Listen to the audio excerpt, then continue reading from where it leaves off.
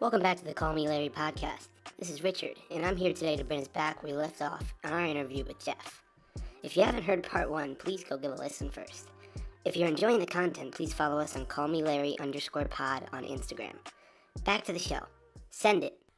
All right, Jeff. So do you have any good stories about your times in the minor leagues? Wow. I have several, but one, this is my favorite story. And I really, if I'm like trying to do a sale and I go sideways, I pull this one out, I always end up with a sale. So I got to say this is one of my best deals. Okay, I'm excited. It's a AAA. No, this is a big league story. Oh, it's not okay. AAA. It's not AA. It's not single A. Big league story. Little insight to the Jeff playbook right here. So here I am. I'm in the Florida State League. It's my second year in pro baseball. I'm having a good season. I'm catching, and I'm in Vero Beach. Vero Beach is a fun place, by the way. Where is Vero Beach? It's on the east coast of Florida. It's north of Fort Lauderdale. Okay. So we're playing the Vero Beach Dodgers, and on the mound, now I'm going to throw a few names out, and you guys might not know them, but if you Google them, there is some funny background to them. I'm catching Oil Can Boyd. Really great guy. I love the guy. Talk about passionate and just love the game and whatever. But he's 6'1", 135 pounds, soaking wet. And he's on the mound, and I'm catching, and there's a guy on first base, and I don't know if anybody knows anything about catchers. The catchers call the game, and they put a finger down in their crotch, and it's a 1. Yeah, they did dick charades, right? Dick charades. Yeah, 1 dick down there, or 2 or 3. So Oh my God. you flash signals, and you try and make it simple. One means when there's nobody on base. Or I don't think dick charades needs to be complicated. Well, I have a cup on, so we use fingers. So you put a 1 down. A 1 means fastball. A 2 means curveball. A 3 means slider. And a 4 is changeup. So is this your team's kind of like blueprint on like what they do, or is it That's what everybody does, so, unless that sounds unless pretty there's a guy on second. When there's a guy on second, he can look in, he can see what the catcher's throwing down, and he can pick off your signs. So then what do you do? So 4 dicks and then 1. Well, then you go like, 2, 2, 1, 3, 4, 5, and you say it's the first sign, or it's a 1 now instead means. I like this. I like this. It's Dick charades complicated. metagaming. What about when the pitcher shakes you off though, and then you have to? When the change it pitcher up? shakes you off, then you start your sequence again. Okay. When there's nobody on or on first base or third base, it's Yeah. only when someone's on second base they can see what signs you're giving. So most of the time it's harmless. You put a 1 down, it's easy. You want to make it easy. Yeah. You don't want to make it confusing Yeah, that makes because sense. sometimes the pitchers aren't the brightest tools in the shed. Okay, sorry. Sharpest Continue. tools in the shed. Continue, yeah. So here I am.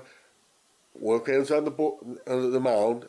There's a guy at first base, and I put a 1 down, and he looks in and he nods, yes. And I said, okay, I'm setting up. I'm ready for the fastball, and his fastball tails a little bit. He's a righty. The tails just a little bit, so I'm ready for that. So I get my glove ready. He throws about 91, 92 miles an hour, and I'm ready. And all of a sudden, he threw me the wrong pitch.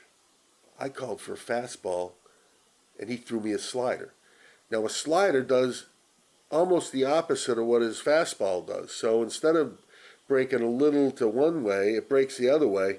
So I can't put my glove where it needs to be, so I put my bare hand out there. Oh shit!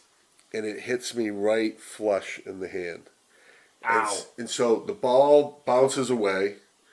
The guy at first base now starts to go towards second because the ball's rolling around. Everybody in the stands, they think it's funny. They don't even know what went on. Yeah. They As just- usual. They just see the ball hit me in the hand and it rolled away. So then I'm looking for the ball. I can't find the ball. And guess what happens? I step on it. And I fly up in the air. And it's like a 3-ring circus. It's like this is something the clowns would do as a joke. Yeah. So I step in the ball, fly up in the air. Like you slip on a banana peel, kind of. Exactly. That's exactly what it was like. So You just gotta play the music. I slip on the banana peel. The people in the stands. This is getting funnier all the time. The beer starts flying up. The popcorn's flying in the air. Ha ha ha! And I'm saying my freaking hand is killing me, and I'm up in the air now. And guess what's the worst possible scenario? I land on the ball. Where? Right. On my freaking tailbone. Oh, man. So now, You're paralyzed. Yeah, so right. here I am. My hand is throbbing, and my asshole's throbbing, and everybody thinks it's my fault that I'm just a terrible catcher. And the guy went from first base to second base. He was thinking of going to Yeah, third. I probably would have gone to third if I So, saw that. so it didn't go in my ass. It hit the bad spot in your tailbone. If you ever, it's like you hit your funny bone on your just felt tailbone. like it. It's a It bad, just felt like it. it's a doesn't bad, sound like painful fun. thing. So I call timeout, and everybody in the stands is still laughing, and they're laughing at me. And guess what? I'm pissed off. I'm going out the oil can, and I said, oil can. I put a 1 down there. Did you forget what I put down there? That's the easiest thing in the book, a 1. He said, sorry, man. I said, oil can, if you ever cross me up like that, it's called a cross-up between the pitcher and the catcher when you throw a different pitch than what it's called. Yeah. And so oil can says, sorry, man. And I said, if you ever do that to me again, I'm going to kick your little ass all the way back to Mississippi. And he said, oh, I'm so sorry. So I go back, I catch, and then after the game, I go up to a cousin. Did you guys win? We lost. We lost by a run, but it was... Was that the run that got in because No, of your tailbone? no. No. I just By the way, I get a pass ball. It's not a wild pitch. It's a pass ball because it hit me in the hand. So that's called an error on the catcher. Stats. So I that's get that doesn't help my stats any. But after the game, I went to the other catchers. I said, "Hey, does oil can cross you guys up?" "Oh, all the time." And I said, "Well, what's so hard when you put a 1 down there?" And he nods yes. That means fastball, right? Yeah. Well, obviously there was something missing, and we couldn't figure it out. Then 2 years later, I saw him at Fenway Park in the major leagues, and he had glasses on. And the catcher painted his fingernails in white so that he could see his signs better. But oil can was nodding yes, and he didn't know whether he saw 1, 2, or 3 fingers. And I'm the one that paid the price. Oh, man. But I'll tell you what, the fans, they had a blast. They had a great day. They laughed their ass off. They said, "Can you believe that catcher missed that one that was right down the middle? Boy, that catcher sucks." Oh. And I'm saying, "Wait, I don't suck. He threw me the wrong pitch." Yeah. That's hilarious. It's like the man needed goddamn glasses. That's literally out of a the movie. man was legally Dude, blind. have you ever seen the movie Wild Thing? Wild Thing with Yes. it's Charlie Sheen. Charlie Sheen plays Yes. for the Indians, Yep. and he needs glasses, and he can throw like a motherfucker, but he literally just has to he cannot see the signs, and then he gets glasses, and great. It's the And then he same becomes story. a different. It is. It might be because that movie It might came be out based after. off of It you. might be, they might have got the idea from the Oil Can Boyd story. That's hilarious. But I will tell you, if you look up Oil Can Boyd, there's a lot of stories. He wrote a book, and I won't go into details, but I will tell you this: is he did like to smoke a little pot, and he used to smoke a little pot before the games, and then he made it to the major leagues with the Red Sox. And I'm not telling you anything that's not in his book, by the way. This is not a scoop. This is all facts. So what did he do? The first thing he did when he made the major leagues, he bought a gold Mercedes 500 SL, and on his license plate it said "Can Man," as in oil can man. And what did he do?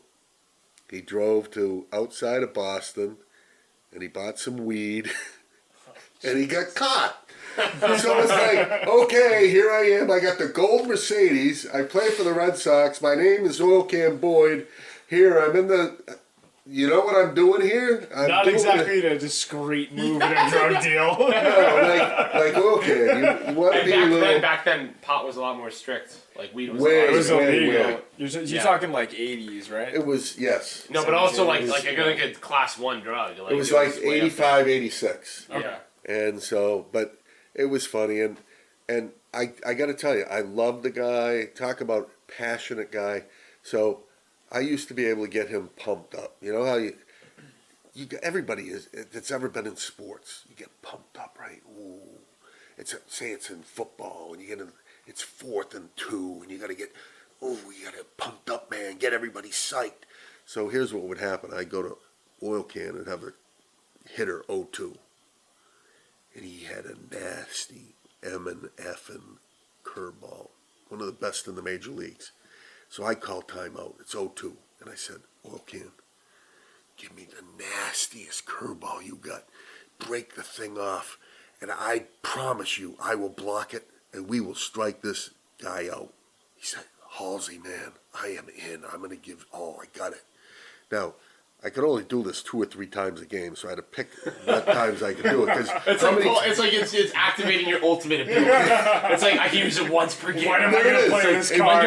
When do I press X? Yeah, Jason can always give you an analogy with video games, so maybe you can put yourself in that position. No, it's like being in a street race and hitting NOS. Yes, got it. Yes. Yeah, the street race, you have the speed. Yeah, the speed boost. You have 1 speed boost. Yeah. But I would go out there, and I'm telling you, when I left him, he was going to throw the nastiest curveball that ever was seen in the major leagues. It was going to break 4 feet, and the header had no chance. And guess what? It worked almost every single time. But I had to make sure I was ready to block it, because if he throws a nasty curveball, it bounces in the dirt and bounces away, then the guy strikes out, but he still ends up at first base. It reminds me of when Zach and I would go to house parties, and it would be a make or break situation in beer pong. And it would be one of our shots. We'd go to the side and be like, look at me. You got it. You got this. You're going to sink that cup. You got this. Look at those guys over there. Dude, They're little bitches. We probably look like such jackasses at this party. God. You like slap me and it's just like, come on, man. Yeah. It's like I'm about to bet 225 for 20. Like, let's get it. Yeah, we get hype and we slap each other in the face, and then I tell you, 80 to 85% of the time, it works. Yeah. That ratio's insane. Dude, you wait for If it works, I don't care. You stand on your head and spit nickels. If it works, Yeah, you wait for the bass drop in the song, whatever the drop is. Bury in the song. that shot. And then, dude, even better than the lead up is it when you hit it, the after the fact, it's like, fuck you. It's a walk-off. It's a walk-off. I don't care. Yeah, exactly. You just turn around and walk away. Toast. And the best part about that is, that's how you met your girlfriend. She did that to us. Yes, she did. And then she has that in the bag this day. Oh, man. But, yeah. So that's what it reminds me of. It's something very similar that we did in college. So, you just brought up another thing with the girlfriend thing. I'm sorry, I gotta go here. Okay. This is- Let him roll. So I gotta roll with this. It's quick, but it is hilarious. So I met my wife on a blind date, and through a customer of mine who worked for IBM. He said, "Oh, I have this girl for you," and I said, "Yeah, all right, yeah." And he told her, "Oh, I have this guy for you," and blah blah blah. So we both begrudgingly said, "Oh, we'll meet on a blind date." So we met on a blind date, and we saw enough that we would move to the next step. And I'm moving further down the line. Won't go through all the specifics, but I started dating her, and I said, "Okay, she's nice. She's a professional. She makes good money." And then we went to a company picnic. And what do you do at a company picnic? You drink? No. You play wiffle ball. You play wiffle ball. So all of a sudden, I'm pitching to her. Oh, jeez. She hits a line drive, hits me in the nuts. Oh, so and I am so down. You got instant hard on. Well, whatever, it was throbbing. We'll just say it was throbbing. I don't know if it was hard or soft. From whatever. 3 legs But to it was, 2, right then and there. And I said, she hit a freaking seed line drive. We could make babies. and they could hit line drives like that. Jeff fell in love. I fell in love with the girl that hit me in the nuts with the line Still drive. make babies after that. Any ladies listening? If I could still. Any ladies listening, just know it's true. The secret to any man is his nuts. But most of the time, it's not a painful thing. This was crazy. But so that started us into a different phase in our relationship. Oh God! And by the way, I was on my knees for 5 minutes. That's how Jason was made, ladies and gentlemen. All right, so that I told you I had to do that one. No, that's good. So all this talk, has me thinking about college, and the times that Zach and I shared in college, which there was a lot. But one time, where you're going with this, but I need to know.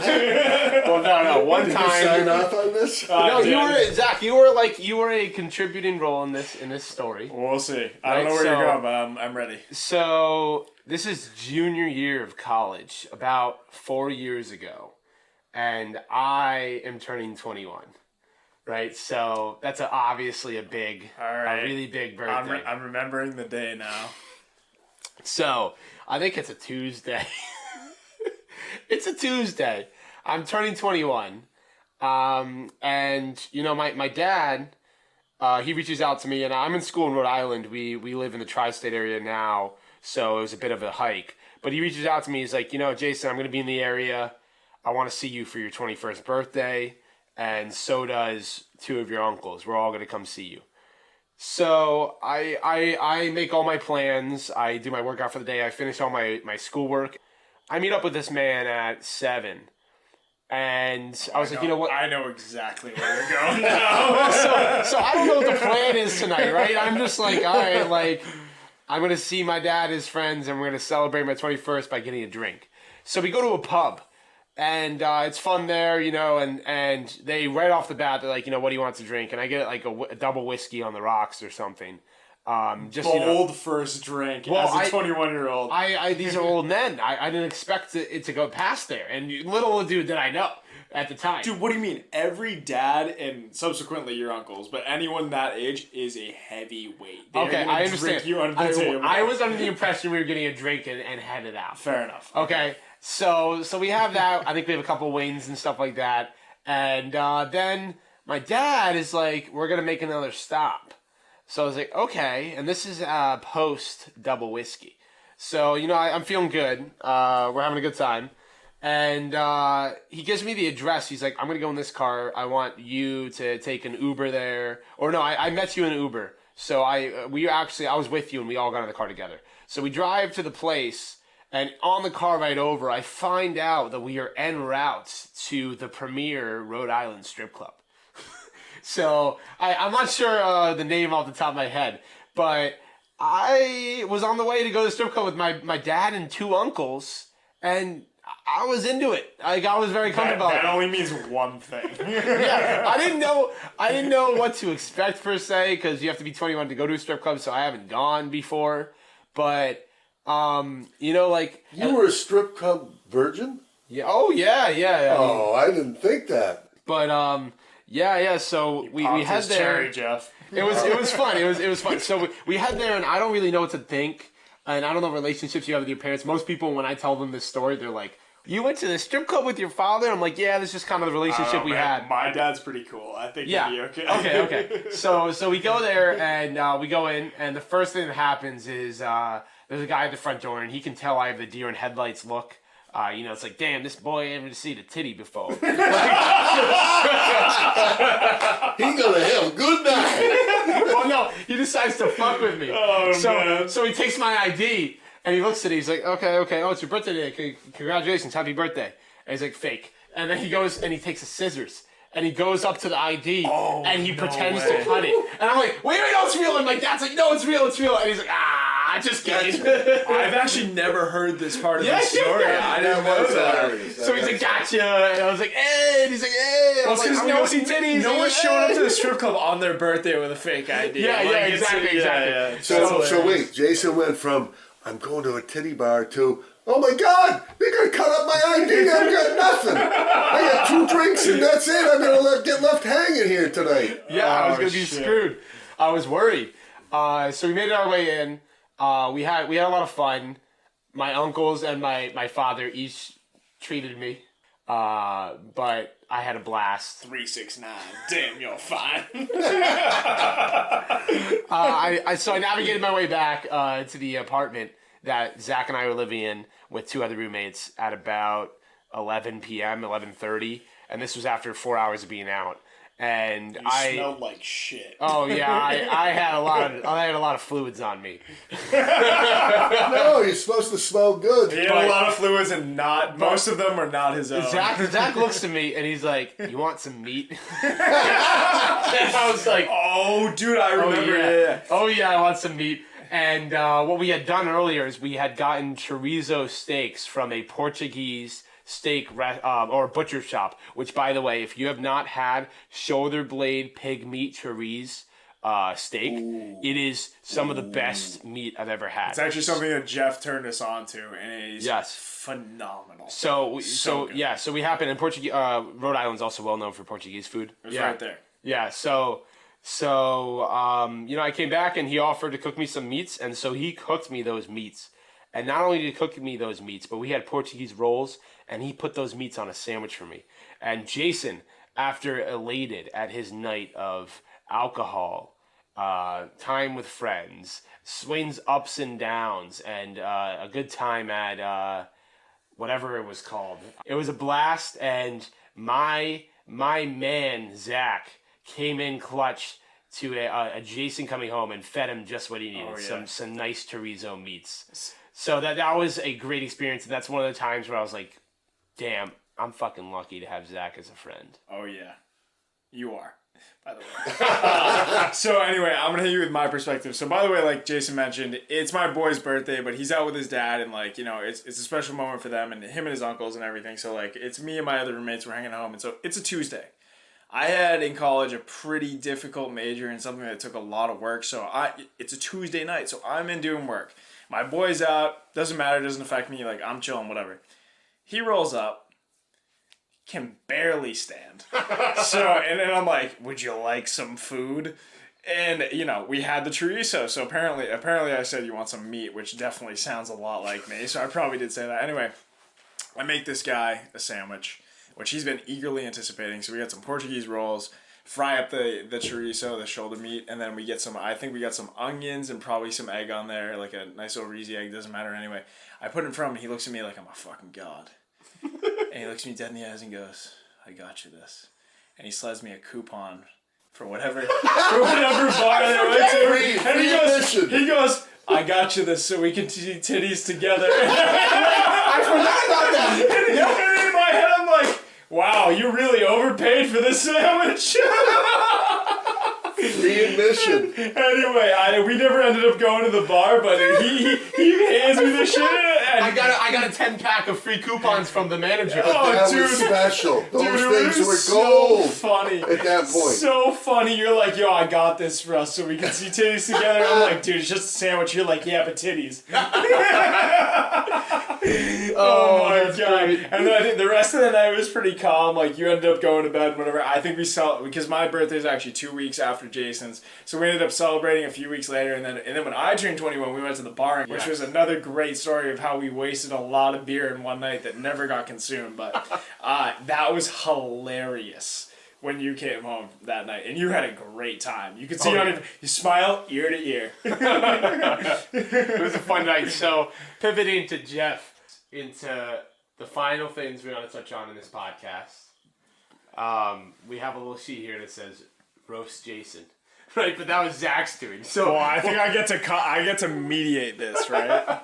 yeah, we can see where it goes. But in closing, this has been absolutely phenomenal. We are so privileged to have been able to interview you. But we did want to just close on a few things. And I'll start it off, and then Zach will take it over. But the first thing, and this is going to be weird coming from your son himself, but do you see any of your own flaws in your son? What? So it's roast Jason? I can't say. No. So ignore It's that. gotta be bad things. No, it's flaws. it's just a joke. Like it's just kind of like a topic. It can be whatever you want it to be. It was Well, meant to be funny, but guess what? You're the captain, man. All right, so I caught on to the Larry thing, okay? You know, the Larry thing is a fun thing. It's a Larry. There's a Larry. Here's a Larry. Everybody's Call a me Larry. fucking Larry. And Call me Larry, baby. I love the name. I think love Larry. Everybody loves Larry. Everyone has to How love can Larry. you not like Larry? You got to. Larry is your average, hardworking guy. That's who I think he is. I have a vision. I close my eyes and I see a freaking Larry. And the guy's, he's like a plumber. His pants are hanging down. There's a crack there. But he's a hardworking guy. And hey, Larry, pull your pants up. You know, cover up the crack. But Well, at least Larry knows how to work with pipes, so. very important. Very important. Larry does lay some pipe. You lay the pipe, and guess what? You're successful in life. There we go. You lay Another the life pipe. lesson. You lay the Just pipe. follow. Successful. You lay the pipe. You're successful in life. There we go. It's a slogan. You must work at Foxy Lady in Morale. But I caught on to Jason has taught me a bunch of today's type stuff, and I learned what a beast was, and that was a compliment. The slang, he's a the slang, freaking yeah. beast, and I learned it, and I saw it, and I learned about a lot of things. My son likes to rap, and he does some of that stuff. So, you know what? Whatever you like to do, I'm supporting it, and I'm going to support this. And I feel privileged to be part of this and to help out in any way that I can. We are privileged to have you. I do have some good stories. You do. You And are. they're not, by the way, you've only tapped a very small amount. We'll tap tonight, it again, but just like we're tapping Kegbird over there. But that's you right. have a I'm the plethora. keg that keeps on giving. Yeah, there we go. Feed the keg, right? Feed the There keg. we go. You are a plethora of stories, though. Yes. But as far as my son goes, to tell funny stories, there's a story that I want to tell, but it's not necessarily that funny, but it is impactful. And I'm going to tell it anyways because it's more content. And does he have some of my qualities? He absolutely does. And I'm happy about that because, and I think he knows that. And if you know what, if I'm gone tomorrow, I think I live on, part of me lives on through my son. Not only because of our blood and our heritage, but because of things we've done together, memories we've made, stories we've shared. Birthday, his 21st birthday.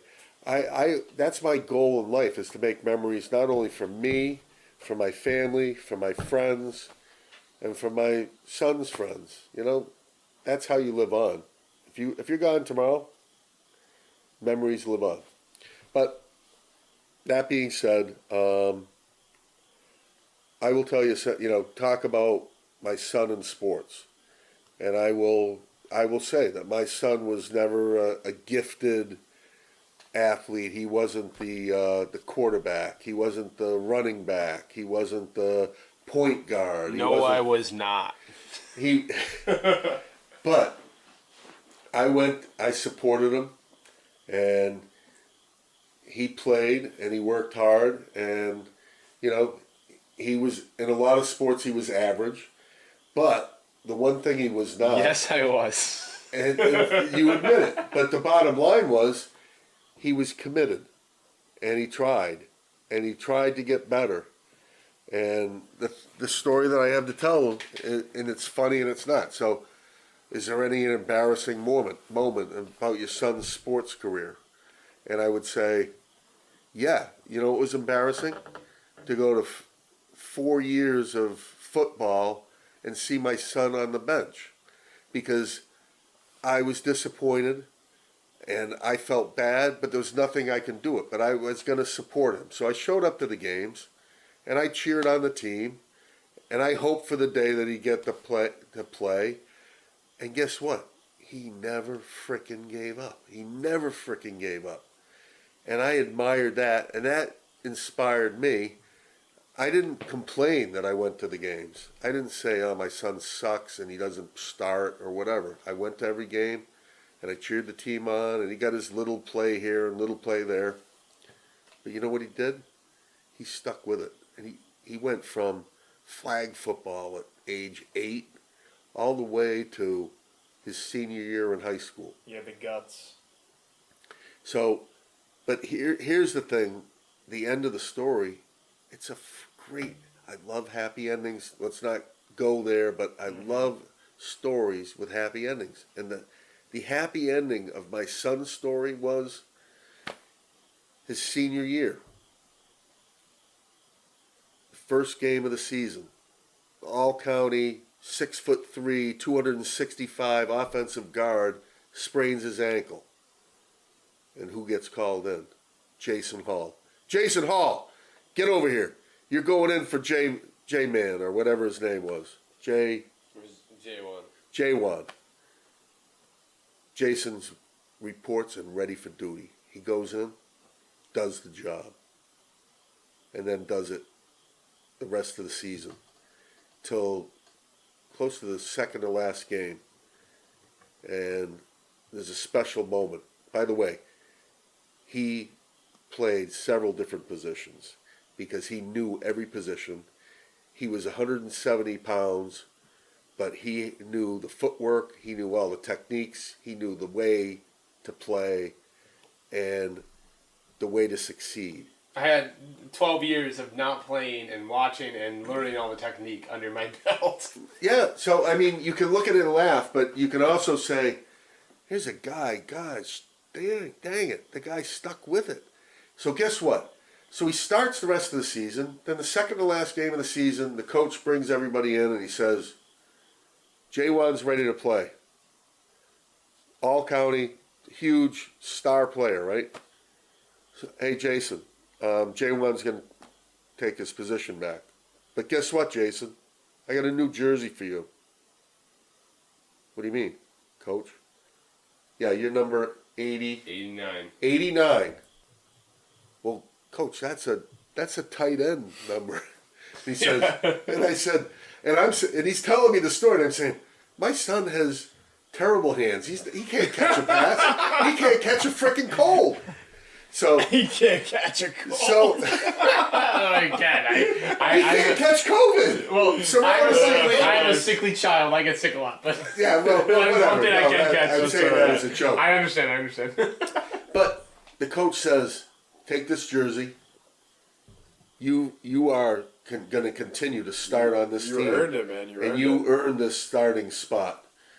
And we run the ball anyways. We're not going to throw the ball. We were a running team. To be fair, we were a running team. So as a listener to this story, as someone who didn't know Jason at the time and everything, kind of the moral for me is that, for 4 years you can just sit there and watch for an hour at a time, and you can use every position, but at the end you'll only know one position, and you'll still have a tight end, and you'll figure it out eventually. But then the story's not over. So the end of the season, another special moment for a dad. We go to the football dinner. Guess what? Jason wasn't captain. Guess what? Jason didn't get all county. Guess what? Jason, whatever. But you know what he did? He didn't win MVP. But you know what he did win? He won most improved player. He won the respect of his teammates. He won the respect of his coaches. And he had far earlier won my respect for doing what he did and going through what he went through. Because I can tell you, I was always the best player on every team that I ever played on in high school. And I could not have done what he did. So I am extremely proud of what he did, and I think that has set the stage for him and the rest of his life to work hard, because guess what? It pays off, and it does.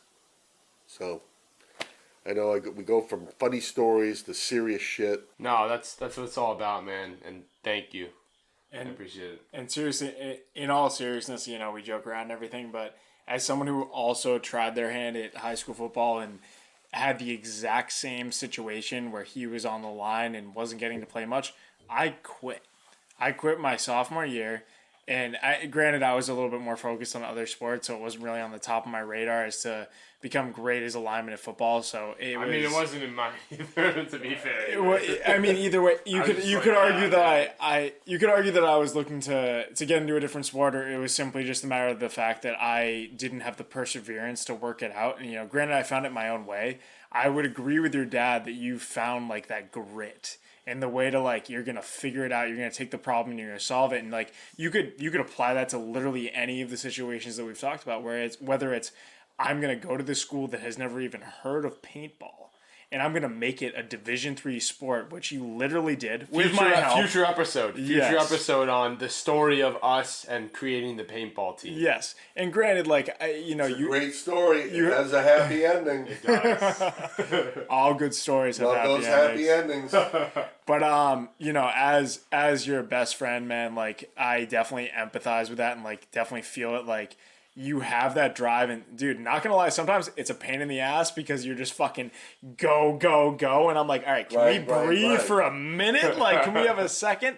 But I would say, while I have my own passions and while I've worked for what I have, you've definitely had a positive influence on my life as far as like perseverance and working for what you can have. And like, dude, you're gonna be tired, but you can't give up. You gotta grind and figure it out. And you will. You always will. And especially since with your job and everything, you literally just found the rewards and you're getting the fruits of your work. It's really great to see. So congratulations. And I'm glad we did this interview to really, grow that base and understand what's going on.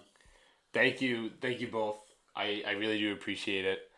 And I'm glad that the work that I put in is not only received but also reciprocated on both ends, because you guys that's something that you as my dad have taught me, Jeff, is that like it's what goes around comes around, in the sense that if you put in the work and you're surrounded by the right people, it will be reciprocated always. So thank you both. This has been absolutely great, and you're right, we've jumped from titties to life advice. Everybody likes a little titty. The full we've done it at least 5 times. We hit the full audience right now. Jesus Christ, guys, if you want anything else from us, like, I don't know what to tell you. We've covered every base there is. We're on 5th base. We're on 6th base right now. But that being said, it's been absolutely great having you on the Call Me Larry podcast, Jeff. I know you're working on your life lessons book. Where can people stay in touch with you, if at all, for your book and its progress? It's at biglarry.com. No, I'm just kidding. Sometimes I feel like I am the big Larry because I have the little Larrys around me. But guess what? They're growing and they're getting bigger all the time. So I love these Larrys. Call me Larry. Call me Jason. Call me Zach. Call me Jeff. There we go. We're all just a bunch of Larrys having a good time, talking a little bit about life and how you deal with it and how you make people laugh and make them smile. All right, guys. This has been the Jeff Special. I'm not going to lie. We absolutely killed it. Have a great night. Thank you for listening. Signing off.